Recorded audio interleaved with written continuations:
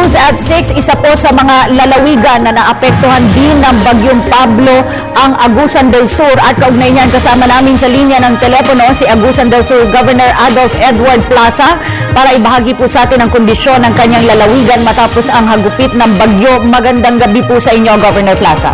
Magandang gabi po din sa inyo, lalong-lalo na sa nakikinig kayo sa ating kalakalan.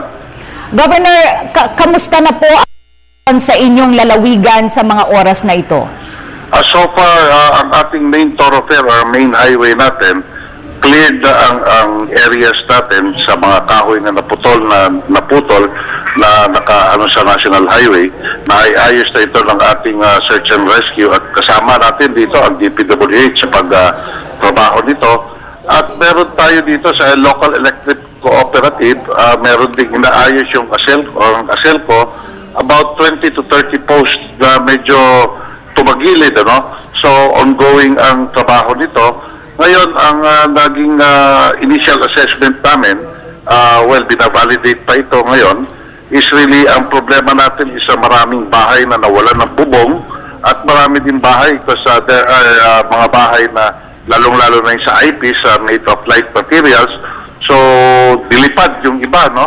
So, ito, ang nangyari dito is really more of malakas yung hangin, minimal yung rainfalls kanina, but ang problema na naman, yung tubig na nanggagaling sa Compostela Valley, which is badly hit, medyo doon na lumihis kasi yung bagyo. So, yung tubig na nanggagaling ngayon ng Compostela Valley, pababa po dito sa Agusan del Sur.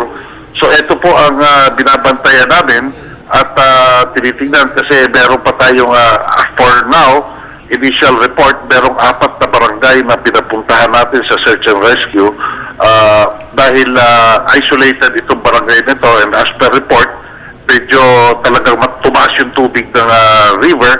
So ating pinapupuntahan ngayon doon at para ma-check kung ano ang sitwasyon doon.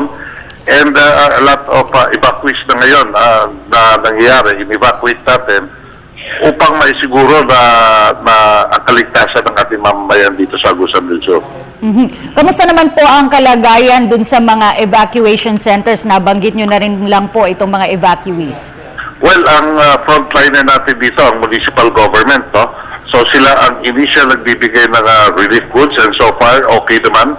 Kasi yung iba sa nasa eskwelahan naman na nilalagay, depende sa area, no? Sa barangay.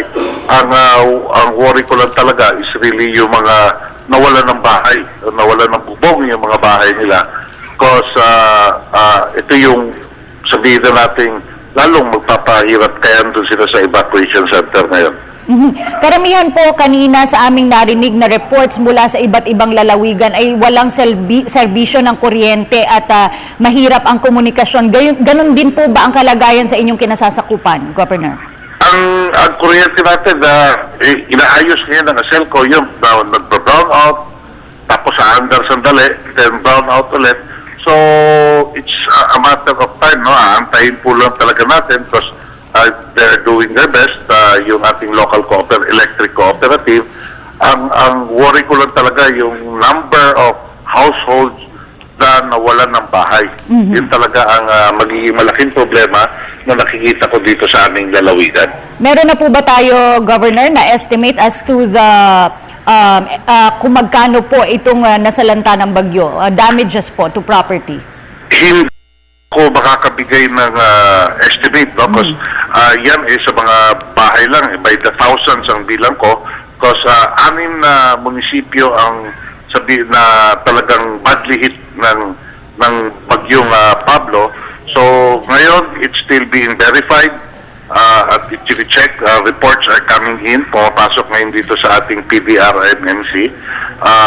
So malamang bukas magkakaroon na tayo ng initial report na talagang ano ang mga sitwasyon sa bawat lungsod dito sa lalawigan ng Agusan del Sur. Governor Plaza, you might want to take this opportunity po para ipaabot sa national government at sa iba pong kinaukulang ahensya ang mga pangangailangan po sa inyong nasasakupan.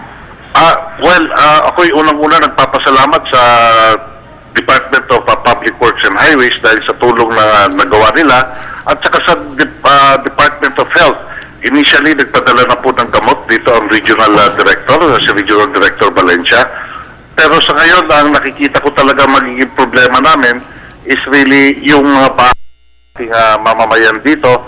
So sana po, pagdating ng panahon, magkatulungan po ang national government at ang provincial government at yung local government units sa aming mga pangailangan. Kung kami po ay kukulangin na po, no? Kung kakapusin na po ang pondo ng probinsya at munisipyo, kami po ay hihingi po ng tulong sa kaukulang ahensya upang mabigyan na sagot ang mga mas sakulang nangyari dito sa ating lalawigan at sa iba pang lalawigan.